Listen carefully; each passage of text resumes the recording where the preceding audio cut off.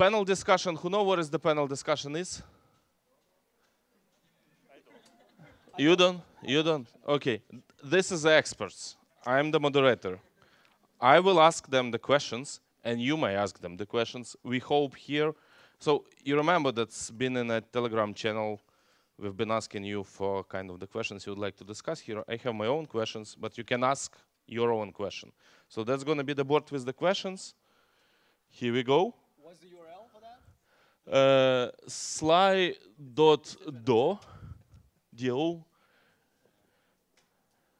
That's actually in our channel in Telegram. So you can go there and ask the questions. I like the first question. Yeah, What's the huge one?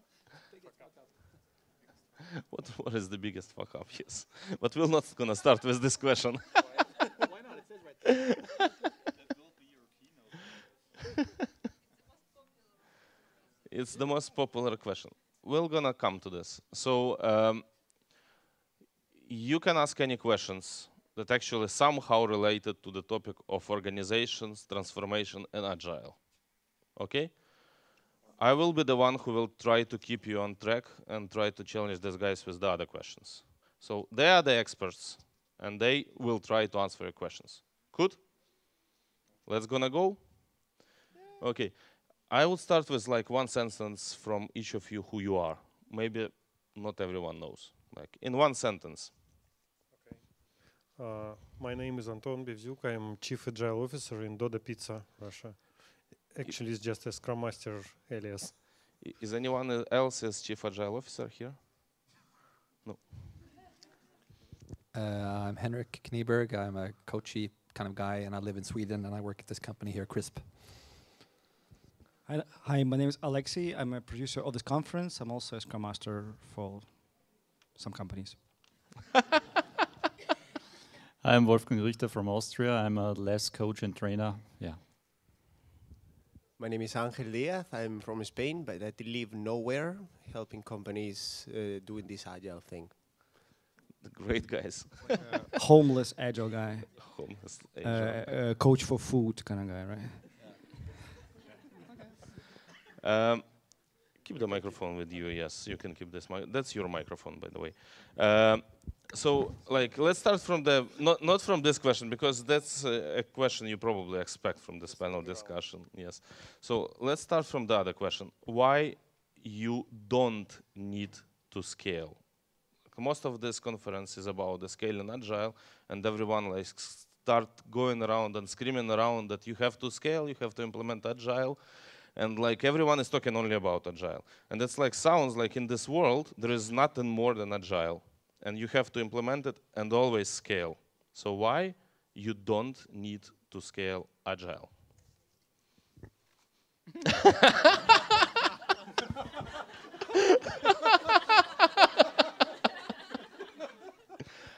I didn't tell that's gonna be easy.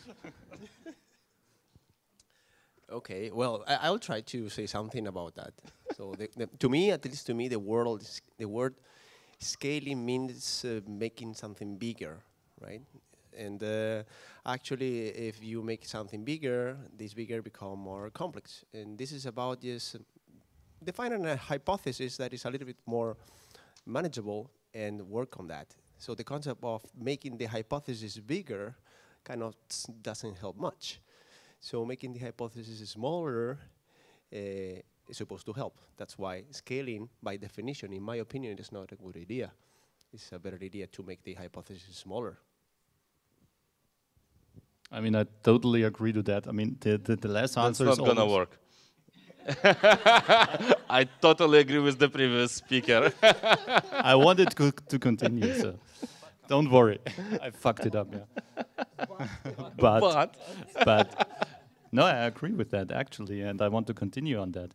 The last answer is actually always about descaling and simplification. So it's, but the question per se, if we go it from a philosophical perspective, what does mean scaling agile? Scaling agile is a mindset. Agile is a philosophy. How can you scale a mindset? It doesn't make any sense to me at all. So you can scale or descale a structure or a system or something like that. That's probably the better question to that. Yeah, and my take on this would be like most of the companies I see. So I don't go to cool places like Lego or Spotify. I go to some other places, and in these places, in like 90% of the cases, they don't do good stuff even at the team level. They have like a chaos and all that. So what happens if you scale shit? You get just ton of shit, bigger shit, more shit, right? So I think basically a good scaling coach would come to the company and say, yes, you want to scale? Yes, I understand. I will help you to scale. And then he needs to just go down to the teams and just be a good scrum master, technical coach, and just help them do the agile at the core level. And this will simplify everything, and this will put things in a broader context. And then you can discuss how you can apply some of the scaling principles to something outside of this stuff. So this is my take on this. So before scaling, you know, Tobias Mayer, the British coach, he has this nice metaphor, is that like agile coaching or scaling agile is like cleaning a fish. You need to remove all the rubbish from the thing. Only that you can scale it, right? So just we need to learn. We need to go back to the basics, and this is what I tell to most of the companies. I'm invited as a scaled professional or whatever.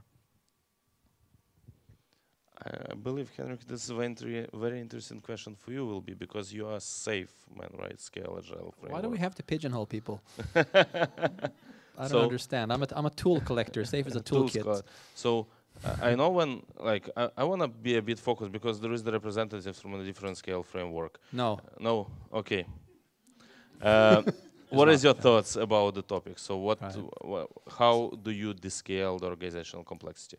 So, well, the simpler question the question that I want to try to answer is what do we mean by agile scaling? And to me, well, a lot of companies have more than one team, like most. A lot of products are built by more than one team, probably most. So, and when you have a bunch of teams, you can choose to try to work in an agile way or not. I generally find that success rate increases if you try to work in an agile way. So I prefer to do that. And some people call that agile scaling. And then safe and less and the so-called Spotify model and all these different things, they're just toolkits. Pick the right tool for the right context. Yeah, thank you.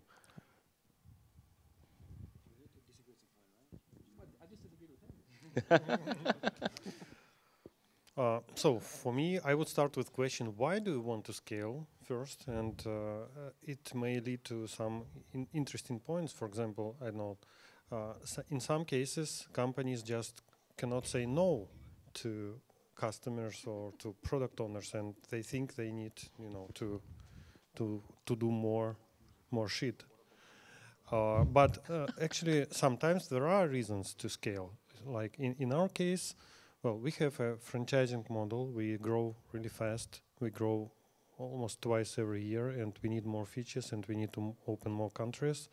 And there is a hypothesis that if we will have more developers, we will produce more features. We'll have to prove that. Is it true? I don't know. We never tried it, so. Produce features or? Yeah, we will see. It's a hypothesis, right?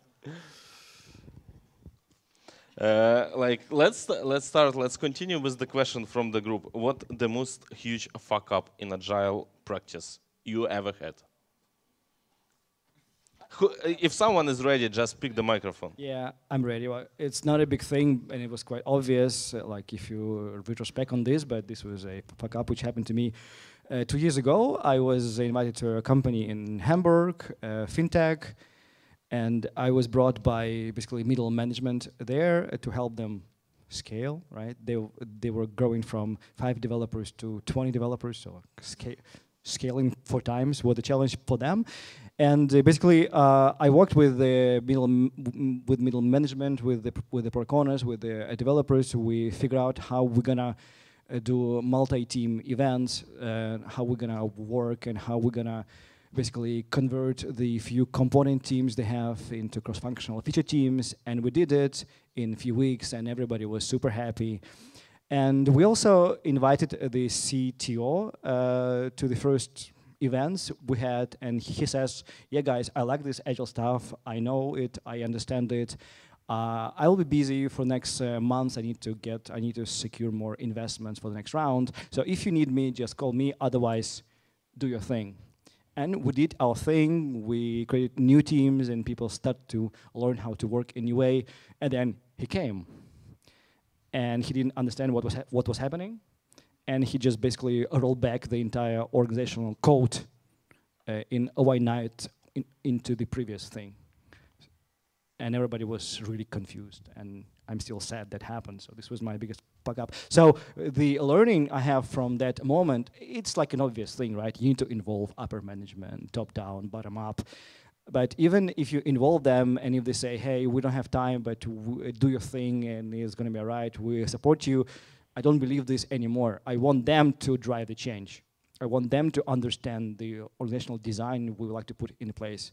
In the end, I would want him to do the team restructuring and be a part of the journey. Otherwise, he can always come back and say, hey, I don't understand, and of course, this will be a rollback. So since then, I don't do things as a coach myself. I don't drive things. I facilitate things to happen. It takes longer. Most likely, things will not go the way I want them to be because I'm not the implementer of the change anymore. But I'm happy if they decide. If they decide on something, it's their thing, right? And then they will understand it, and then they'll be able to maintain it and hopefully grow it. I got a nice big juicy one. I started coaching at a fairly well-known company, but I should probably not say the name of it. And they had previously been coached into doing Scrum, like coaching with a bulldozer type coaching.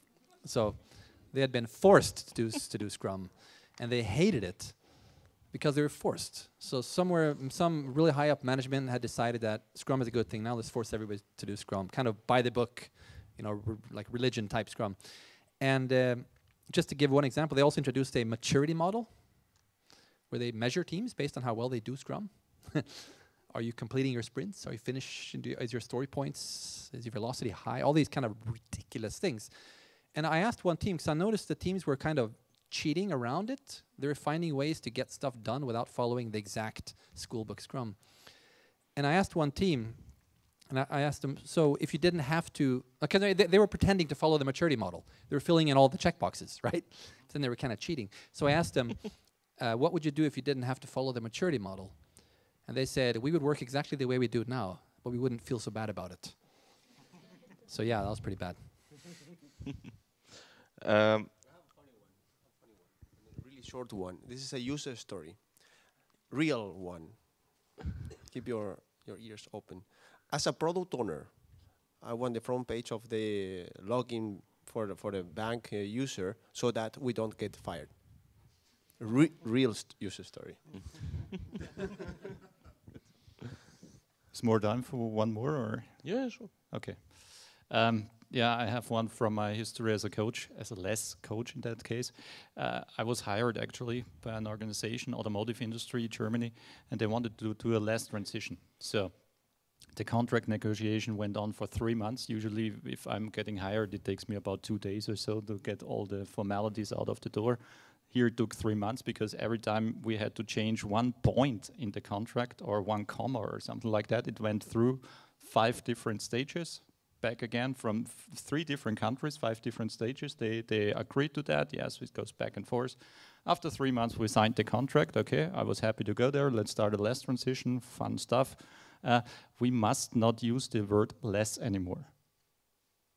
Okay, so we signed the contract. I'm here. What should I do? You're the agile coach now. Don't say less. Yeah, I don't know what they did in the meantime. It was just something bad.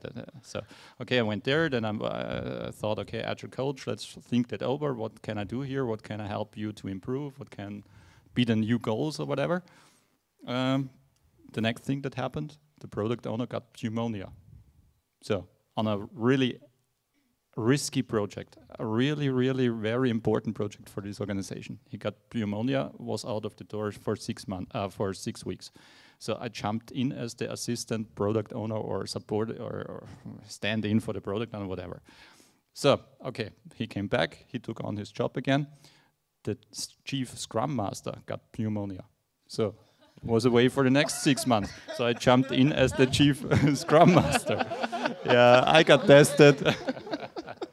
And this continued until it really, I mean, it was just a rescue service, completely different to the original goal. It was successful in the sense of a rescue service, but the original goal was, of course, never reached. So this probably was my biggest fuck up. Thank you very much. Do you have something to add, Anton? Next question. Yeah. Next question. Next question. We just started speaking about, like you had a very good example, Alexey, when like the CTO is not been engaged, so everything failed at the end, right? And the most Actually, the company collapsed and everybody fired themselves. All the developers quit in half a year and found a better jobs. So it's a good story. It's a good story. In the end, actually, they found a better places. Success story. a success story. In a yes. way, They bring agile values I with coach them. a company from existence. And they freed up valuable resources. Right? Yeah. In a way. So, like, I saw a lot of transformation that's coming from top to down, right? Like when the manager said you should go agile, and everyone is trying to be agile. And I saw the transformations coming from bottom to top, when from the bottom people started engaging the changes. And we all would like to have it bottom up and top down, right? So that's true. And definitely, if you take a look to the organization, like from the organizational chart standpoint, yes, so down, from top to down, and from bottom up, so someone will be in the middle, right? Someone will be squeezed right in the middle. Middle management, I guess, right? That's going to be middle management, and I might be a mistake, but you can correct me. So they scream a lot during the transformation. I would say they scream most of the time during the transformation. So how can we, or coaching, or like what does the good transformation leader should do in the organization to help them like understand what they need to do? I just want to offer a counterpoint there that sometimes I've seen cases where that middle manager is the one who drives the transformation because they have access up and down and they see the big picture. So I've kind of seen all versions. Can you of share that. this knowledge? So where you saw this? So any example like of the company? I never saw this. So for example, I worked at the Swedish police government organization. I wrote a book about it called Lean from the Trenches. In that book, one of the driving forces was a project manager. It was right there in the middle. Right in the middle. Yeah, so he was able to influence a lot of people in a lot of directions. That's one example, I guess. Okay, so the question, how we can help for the middle management? So what is the practical advice? Alexey? Well, I believe less have an answer on it. It has, well, you keep the salary of the people, and so you just need to talk to them and remove all the questions. I mean, answer questions, remove stress, and explain the goals of the transformation and explain which position they could potentially take in this new structure, for example. And actually, I think middle manager can be a perfect Scrum Master because he has connections, he has network, and he can remove impedance really effectively. Do you have any disagreements with the statement?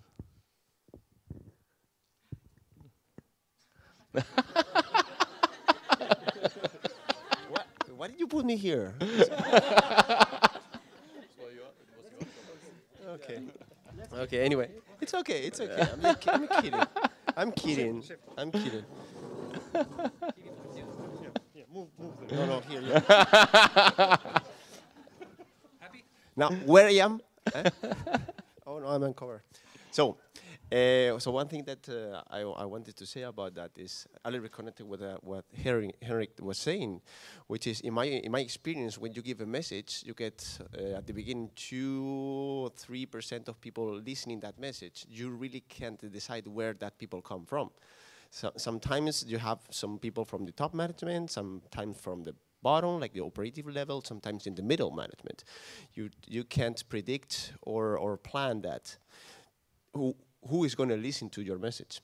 To the question on how to give a better message, how to give a message. In my experience, if you give a message that is important for the person, and not for the professional, but for the person, because before being professionals, we're people, yeah? People are more likely to join you or to listen to you, right? So the first question for anyone in the company is, what's on that for me? Yeah, not for my position, not for my role, what's on that for me? So if you are able to give a message, so these people in whatever kind of management position understand that it's something valuable for them, they might be joining your initiative and working together with you because it's something important for them there. That's my take. Yeah, this middle management, I think, is a very broad term, and I think it should be looked into more details, who those people are, right? Some people are like disciplinary leaders, so they, like if it's a QA lead or a developer lead or UX lead, we still need these people. I believe in a new organization, they can become the leaders of the communities or guilds, whatever we call them, right? They can still mentor the UX or developer guys and help them grow. So these people are still there, right? Who else do we have? We have a product. Useless managers. Yeah, we have like Head of department. product managers. Well, they are either product owners or just helping the product owner to figure out what to do. Who we don't really know what to do with. Is the coordinators or project managers, people who are trying to coordinate between individuals. This is like, this really becomes a wasteful role, I believe, and this is something we're trying to avoid with Agile, because when we do Agile transformation, we're trying to empower teams to go and figure out how to coordinate inside the team and between the teams. So these are the only people who I think are somehow in a way of the Agile transformation. But in most cases I've seen they have relevant skills and they know the company, they know the domain, so they can find themselves better places.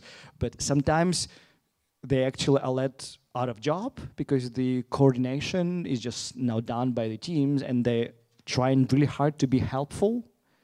And this is where I try to protect the teams from them so that they don't become helpful again, because I want the teams now to do the coordination and everything else, right? So these people need to be transitioned to something else, I believe, right? And I've seen some of the guys actually go back and join teams because they've been missing real work for so many years. But it's a rare case because once you become a manager, it's hard to go back to become a normal employee somehow again. It's like ego fight, right? But if it's Agile at scale, right, there are other places of the organization where you still don't do Agile, so they can still go there and manage people there, like escape your Agile nirvana place, your Agile oasis, and go elsewhere. You might want to reach them later in a few years, and then there will be your problem again, but for the few years you will kind of, yeah. No other answers? Let's continue with the next question. Nothing is perfect. What will be next after Agile? Next after Agile. What's going to be next right after Agile? So it's a statement and a question. That's the question. Right. Alexey? Agile 2.0, let's say? You think it's gonna work like with web 1.1? It might work. Some people have tried to invent Agile Manifesto 2.0, 3.0, Scrum 2, 3, whatever. There were some attempts in the industry which failed somehow, right? But people will try to invent something new because the old stuff is now outdated. I've been in Agile for, I actually believe, 15 years now, and I don't think it's been deprecated. It's still the same basics we still need to learn how to do properly. Some companies are much better than the others, and they're inventing different things. They're experimenting a lot, but I'm not invited to those companies. The companies I'm invited to, I guess that's the majority of the companies, they still need the basics, as I said, so still plain vanilla Scrum is applicable to that situation. I think the world is going in circles, so the next thing after Agile will be Waterfall.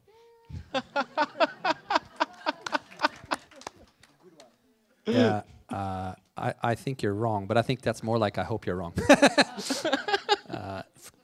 what's next? I think it's the same ideas, new buzzwords. Yeah, so So there's going to be some new cool word that means kind of the same thing. That's what I think is yes, going to happen. schmagile. Yeah. So agile is going to be the old thing that old people do, right? Stuff we did for Yeah. 20, And this 30 new years. thing is schmagile. Schmagile is And the that's best all about one, we yes. should work in cross-functional teams and deliver often and get feedback. And get Yeah. feedback, yes. I'm currently working for a Bavarian automotive company. The name I cannot pronounce here, but I think it's guessable. They do now Biz DevOps. Biz DevOps, right? Was that? That's agile, I guess, but Many people I know talks about business agility as a new big thing after agile. it's already quite old and boring, I think. Oh, really? But Biz DevOps, new hot shit, right? I just want to add something about the reason why I actually don't think Waterfall is coming back in the same, because I met so many companies now, and Lego is one example of a company that was pretty good at Waterfall. They had a history of, they were actually surprisingly good at doing Waterfall projects. And then what they were saying is it doesn't help anymore. It doesn't matter how good we are at it, because the world is moving too fast now. And the world is moving faster. Well, this technology development, right, it's accelerating all the time, and also because the world's more interconnected, which means by definition we live in a more complex world, which is likely to get even more complex. So I think Waterfall doesn't really have much, has smaller and smaller space to exist on. Yeah, but the speed is a dysfunction. So if we can get rid of this complexity and the dysfunction of speed currently, probably the world becomes easier and Waterfall makes sense again. Slow things down. You mean like killing the customers or something? No. No, tell me what you want. Okay, I got it. Not changing the requirements anymore. No, just kidding. Maybe someday artificial intellect will replace developers and customer will tell what they want. And Waterfall may work in this environment. It's simple, right? Just to clear something, I didn't become the Waterfall guy here now, right? We will cut this from the recording, so... And also, let's be clear, like seriously, like Waterfall is not a thing of its own. It's a product of something, right? It's a product of people working in silos or in functional groups or in functional departments, like analysts, developers, operations. As long as you have these three departments, you have some Waterfall behaviors happening, right? So Waterfall is not a thing of its own. And what I see happening is that companies slowly but steadily realize that people need to work together. And when they break down these walls, and I see this now happening in the big German automotive, people start to work together across the departments, they form these cross-functional teams, and there's no way back because people like it. And when people like something, they become addicted to that. Today we had a talk about hormones, etc. Like it works in your brain, like you start liking it, and you want more of that. So once you've been to a good Scrum team, like some of you, you don't want to go back, right? Once you've experienced deep powder skiing, you don't want to go back on the slopes again. That's boring. That's my metaphor for Agile. So the more people got that experience, the more Agile is here to stay. That's my opinion. Well, I have a small guess about what can maybe come after, which is based on this. So we learned that quality is important. We got some quality practices in the past. Then we learned that efficiency and productivity is important, and we got some traditional waterfall practices to try to improve that. Now we learned that customization is important, understanding the customer and giving, responding to the feedback of the customer is important, and we invented Agile. I think that the next thing is about the resilience. So building the capability in organization to respond to completely unpredictable situations. So this, in my opinion, could be the next things. We are very good now at experimenting, and this Agile is about that. The next one, in my opinion, is about resilience. Yeah, I mean, if I need to depict a future or a vision for the future, I wouldn't, actually it's not an answer to the question what comes after Agile. For me, the vision of the future is more, we don't need to think about agility anymore. It's so natural, it's so obvious, it's there, that's it. I would like to continue a bit this discussion. When you are saying that right now we are descaling the organization, so we are trying to make them more flat, team composite, right? So we actually trying to cut the organization from the big like box to the small amount of boxes, right?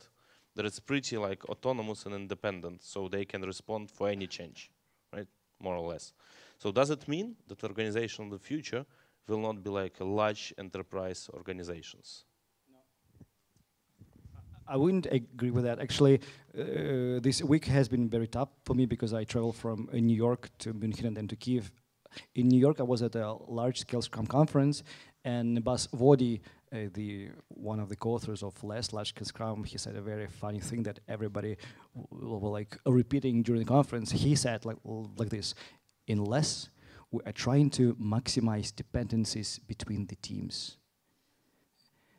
Basically, if you're thinking whole product focus, you actually are trying to, in most of my work, I'm actually trying to create a bigger box out of small round cut boxes. So actually it goes, in my opinion, in the different direction on the product focus, but then you apply, we still want the teams to be technically independent, and so it's kind of goes in both directions. And I think it's now time to change chairs, gentlemen. I'm always surprised how quickly people got attached to a random chair. Like the chair was random 5 minutes ago. You sit on this, and this has become your chair, and you're afraid to. So. But you're back to your old chair now. Shit. You see? Well, I'm not an exception, right?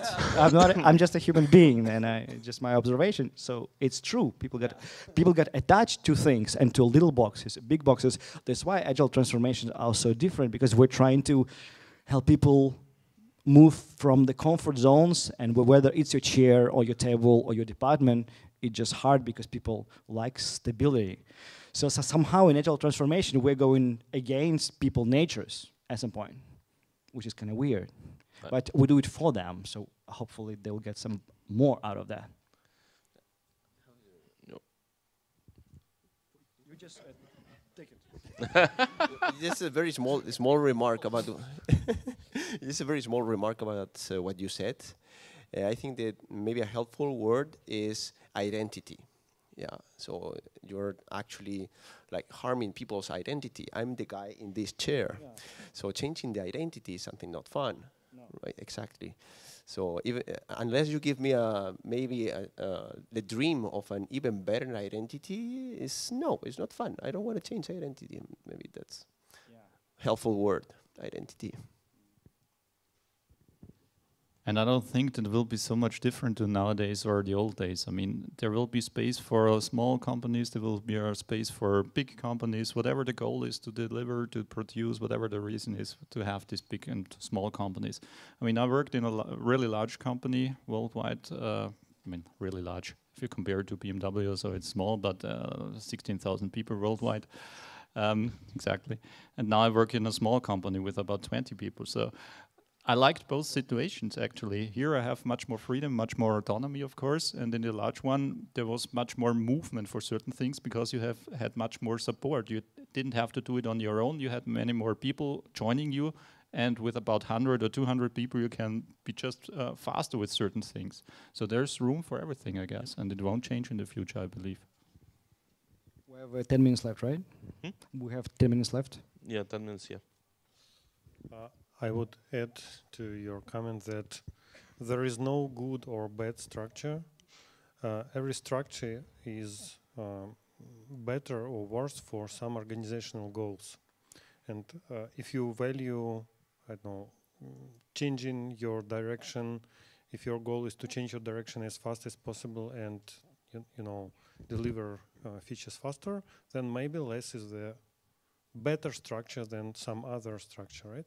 But if you value other values like stability or responsibility, then organizational structure may be better for your specific case. And there are cases where it's normal to have organizational structure because it suits your organizational goal, like army, right? You do not want feature teams in army?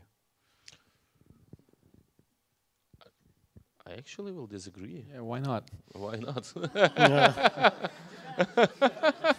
We're not going to let you off that one. So basically, they have cross-functional teams. That's a medical in the team. There is like soldiers in the team. There is the reddist in the team. So It's not an army. It's a small squad group, right? so But the it's not an tribe army. is saying in but this. they are made for specific goals. They cannot, I don't know, take the whole country. So they're a component team. That's what you're saying. No, they are cross-functional feature teams. Next question. I think that's going to be the short question. Agile dev teams, but with non-agile management, HR, and marketing. Does it work? Next question. Can we make a short statement, guys? Could you repeat the question? Is it possible to make the agile if the only dev teams are agile, and management, HR, and marketing is not agile? Does it work? I guess this depends on the goals. Agile is a very broadly defined thing. What's agile? Again, what's your optimization goal is customer value, adaptability, stability, identity. So I think it really depends on what they want to go for. I mean, you will definitely reach certain limits. I mean, will this organization become an agile enterprise? No, never ever. Will it work better than before for the dev teams? Maybe yes. So really, like Alexey said, what's the goal? What's the measurement? But I've seen this happening actually. I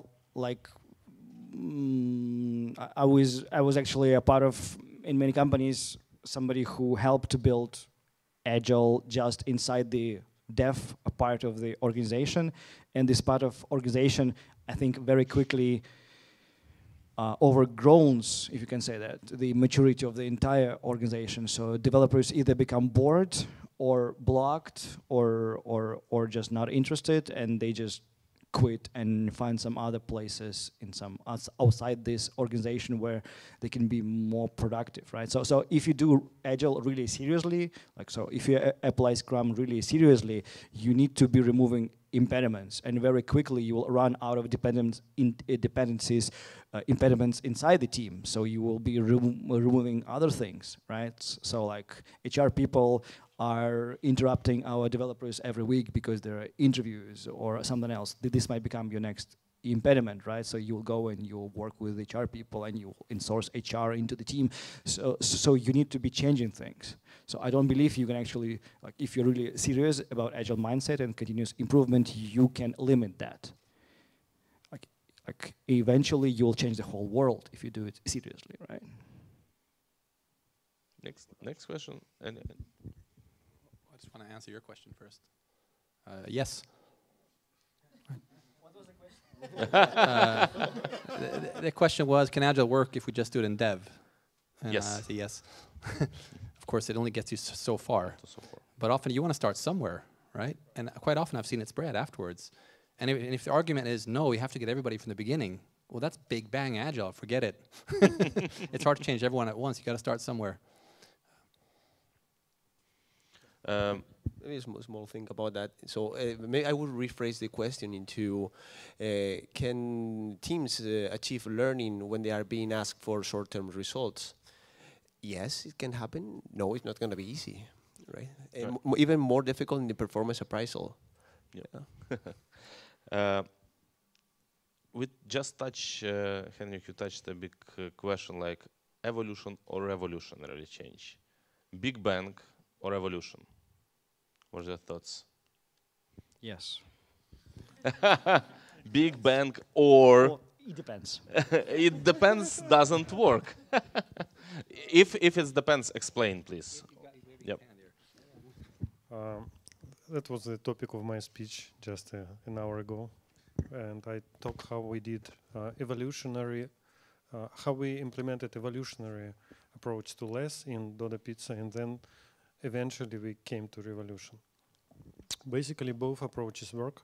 Revolution is much faster, multiple times faster, I would say. So we achieved in 2 months after revolution, we achieved more than in previous evolutionary year. But if you are not in trouble, you will not have reasons for evolution, and the only way for you is to evolve slowly. I would like to challenge you a bit on this, because actually you've got some knowledge about your organization for a year, you told, right? And after the year, after you had a kind of a knowledge, you said, okay, let's gonna go in revolution, right? No, it wasn't like that. We thought we are not in trouble. Mm-hmm. The business is growing, we earn money and so on, everything is good. So there are no reasons for radical change, right? And that's true, but I know that, processes could be better, team structure could be better, and multiple things could be better. So we slowly move to the less direction, right? But eventually we came into a situation when we just failed. So we prepared for advertising company for a whole year. We invested $1.5 million to this event, and we could not handle the increased number of orders. So our system just, laid down, and that was failure, complete failure for the whole development team.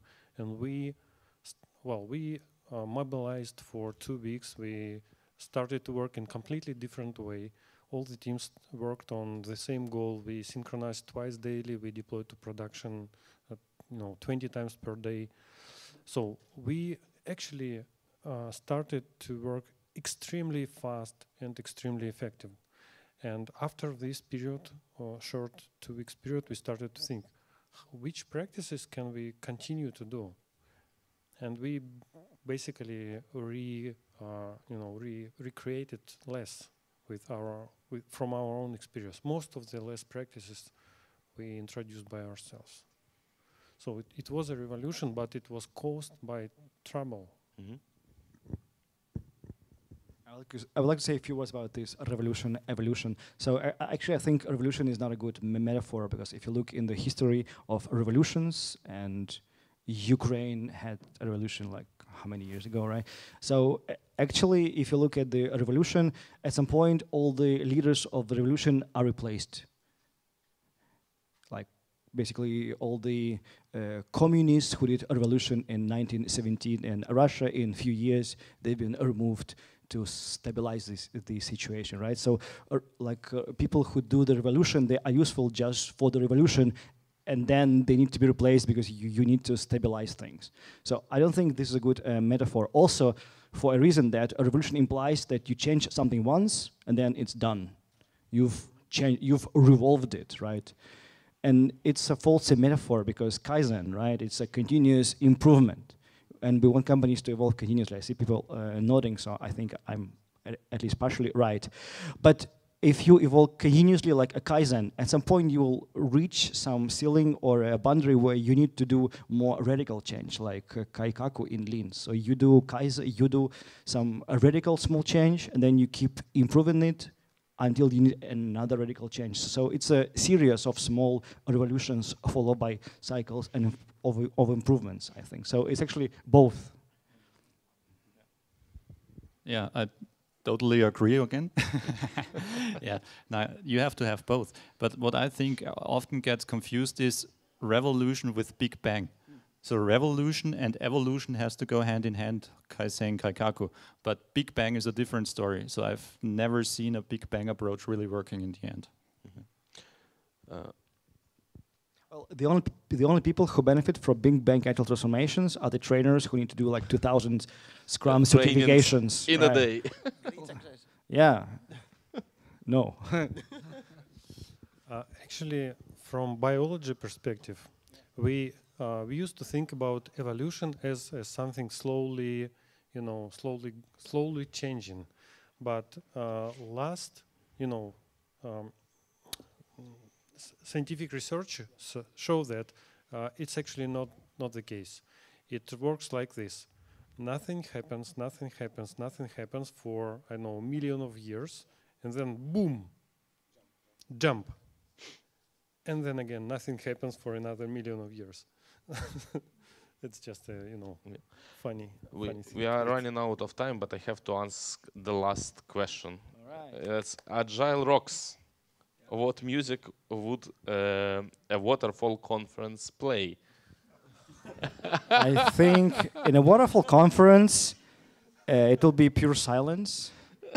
People will be sitting in the headphones in different corners of the conference, not talking to each other and not sharing food, etc. Like almost today there, but differently.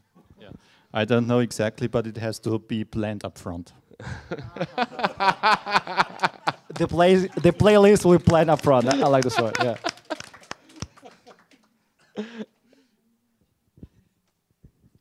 Dun dun da dum bum ba dum bum ba dum rum bum ba dum bum bum ba bum ba bum.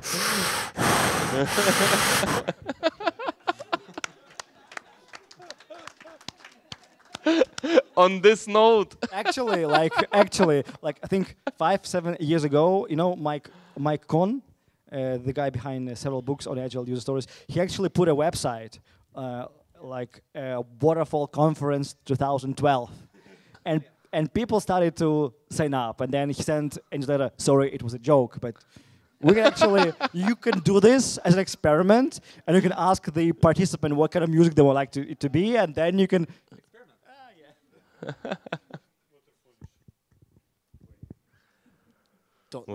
Don't do this. Ever. Ever. Okay, we are trying to get people joining us. And I think that ridiculizing them, making fun of them is not going to be helpful, right? So I wouldn't do this. I would respect the guys and give something to them. Maybe they could help us, help each other. If we have been doing for years this, making fun of the non-agile people, pointing with the fingers, calling them, oh, you are a wonderful Taylorist, right? Which is a great way to create. It's a great way to create enemies and to make your life more difficult. Yeah, I agree. We should be more inclusive than exclusive, right? It's we still. The music. Music. Oh yeah. Well, well, actually, I have an exercise on that in my leadership. I have an exercise on music. I have an exercise with music and anything that is connected to achievement, right? I would put rock for that, and I would put something more like salsa for agile. Salsa for agile, rock, very strong, very achievement oriented. That's actually next Waterfall. Next year we're gonna have Agile Salsa conference, yeah, right? which is more creative, open. Thank you. So now we opened the registration for the conference, and we have a format. So we're good to go, I would say. Are we done? Yes. Are you happy? We are running on time. It's in Are you happy? Okay. 10 minutes for the keynote. No. Wrong. Wrong? Wrong. Very wrong. 5:30. Okay, so we can still speak it now for 40 minutes. we can actually have a longer break because these walls need to be disassembled. Oh, this walls? Yeah. In Agile, we're trying to break down the walls, right? So all walls here will be disassembled, and there will be a huge venue for Henrik to entertain us somehow, right? In that big hall. But currently, we need to stay away from that big hall because it will be some work there to remove all these plastic walls to recreate again a large space. So yes. jamming, I guess. Jamming. Back to jamming. And, Thank you.